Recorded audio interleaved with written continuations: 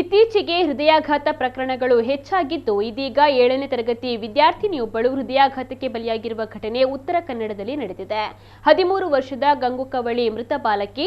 ಈಕೆಗೆ ಯಾವುದೇ ರೀತಿಯ ಕಾಯಿಲೆಗಳಾಗಲಿ ಹೃದಯ ಸಂಬಂಧಿ ಸಮಸ್ಯೆಗಳಾಗಲಿ ಇರಲಿಲ್ಲ. ಬಾಲಕಿ ಪ್ರತಿದಿನ ಆಟ ಪಾಠಗಳಲ್ಲಿ ತೊಡಗಿಕೊಳ್ತಾ ಇದ್ಲು. ಸಾವಿಗೂ ಹಿಂದಿನ ದಿನ ಸಂಜೆಯವರೆಗೂ ಆಟವಾಡಿ ಸಂತೋಷದಿಂದಿದ್ದಳು. ಆದರೆ ಮರುದಿನ ಬೆಳಿಗ್ಗೆ ವಾಂತಿ ಮಾಡಿದ ಕೆಲವೇ ಕ್ಷಣಗಳಲ್ಲಿ ಆಕೆ ನಿಧನಳಾಗಿದ್ದಾಳೆ. ಇನ್ನು ಈ ಬಗ್ಗೆ ಪೊಲೀಸರು ಪ್ರಕರಣವನ್ನು ದಾಖಲಿಸಿಕೊಂಡಿದ್ದಾರೆ.